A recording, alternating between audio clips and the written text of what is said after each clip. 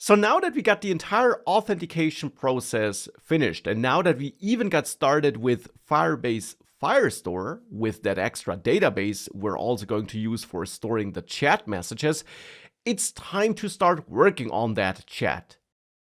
And for that here, when logged in, I of course want to make sure that on this screen we show the chat messages, but also a little row at the bottom that has a text input field and a button that allows users to enter a new chat message. So for that, here on this chat screen, this dummy center widget should be replaced with a messages widget that shows all messages and a new message widget that allows users to enter a new message. For that, here in the widgets folder, I'll add a new file, chat_messages.dart, that will later show that list of chat messages. And also a new _message.dart file that will show the form for providing a single new message. Now the chat messages Dart file should contain a new class that can be called chat messages that should extend a stateless widget, because here we won't need to manage any state in that list of messages. We'll just load that list of messages, but we'll then display that list without manually changing any state. And you'll see how that works a little bit later. Therefore, here we're extending stateless widget. We can and should add our constructor here, where we get and forward that key, as we did so often in this course. And we should, of course, add that build method. And then here in this build method, at the moment, I'll just return a center widget, which has a single child, as all center widgets do, where I output some text and I say, no messages found. And we'll of course replace this later. For the moment, that's the content displayed by chat messages. Next, I also want to work on the new message.dart file.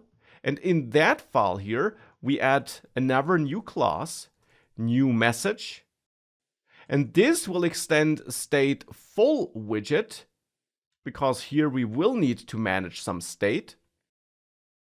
And we of course have our constructor here, as always, super key, and then we have our create state method, and we have that state class here, _new message state, which extends state, a state that belongs to the new message widget.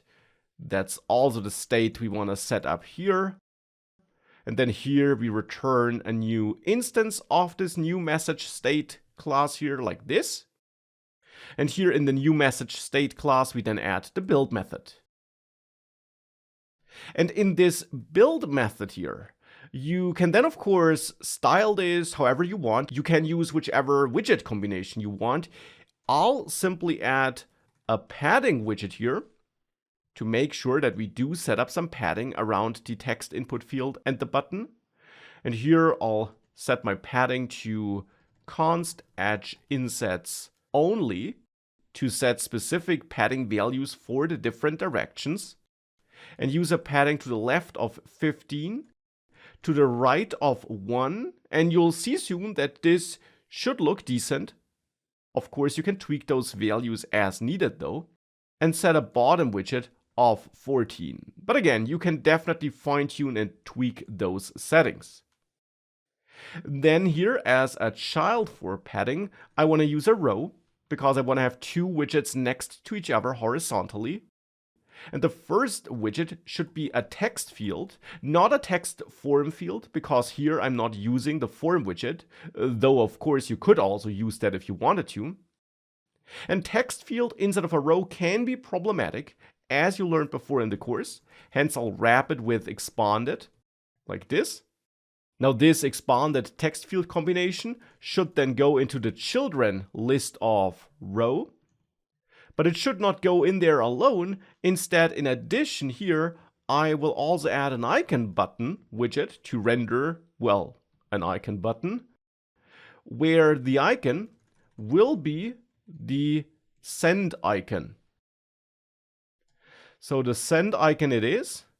And then on press here, is of course, as always, a function that will be triggered whenever this button is pressed. Now here I'll then also add a color, and that will be theme of context color scheme primary.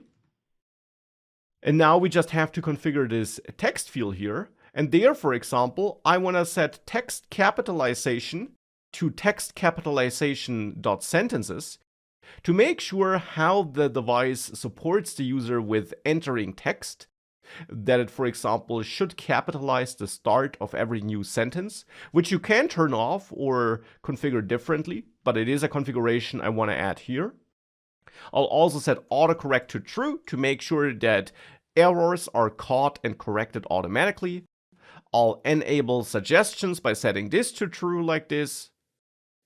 And I will also add a decoration here, an input decoration, of course, to set the label text to send a message, ... And this can be a const object here, of course. Now, last but not least, on this text field, I'll also add a controller to get hold of the value entered by the user. And for that, of course, here in new message state, I'll add a new message controller, which is a new text editing controller object created like this. And as you learned before in the course, you should also add the dispose method when dealing with controllers. And then here you should call message controller dispose inside of this dispose method to make sure that the memory resources occupied by the controller get freed up as it's not needed anymore. And it's this message controller that's used as a value for controller on this text field. And now whenever this button is pressed, I want to read that entered value and send it to Firebase. Therefore here I'll add a new method. Submit message could be the name. And this method is now connected to this button like this, so that the submit message method is triggered whenever this icon button is pressed. And in submit message, we can then get the entered message by using the message controller and accessing the text field, which will return the entered text as a string. Now that we get hold of the entered text here, we can add validation and check if the entered message, once we trimmed it, maybe is empty, because empty messages should not be sent to Firestore. So in that case, I'll return here, and we also might want to show an error message. Otherwise, it should be sent to Firebase, and we'll add the logic for this soon. And thereafter, I want to use my message controller again to call the clear method and reset that input, so that this text field is set back to an empty text field again. Because of course we're not going to leave this screen or anything like that. Instead, this new message widget will soon be rendered below the chat messages widget. So it will always be visible. That's why I just want to reset it and clear it after a message has been submitted. And with all that added here, back in chat Dart, so in this chat screen widget, here instead of displaying this center widget, I now want to output a column where I have two child widgets. And the first widget will be my messages, my chat messages widget. So this widget here in the end, which at the moment is this center widget, though that's going to change in the future. And then below that, I want to have my new message widget. Now both can be created with const, and if that's the case, you can also add const in front of the list, so in front of the square brackets. With all of that out of the way, if we save this and reload the app, we got no messages found here, and then our input field and this button here. Now I'm not 100% happy with that yet.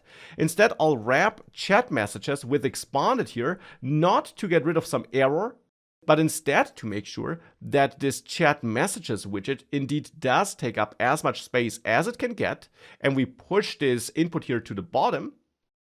But with that, that's looking good. And now here I can enter something, submit this, and thereafter this is cleared, just as I want it to work. So that's looking good. This seems to work the way it should work. Now the next step is to make sure that any message that was entered is indeed also sent to Firebase.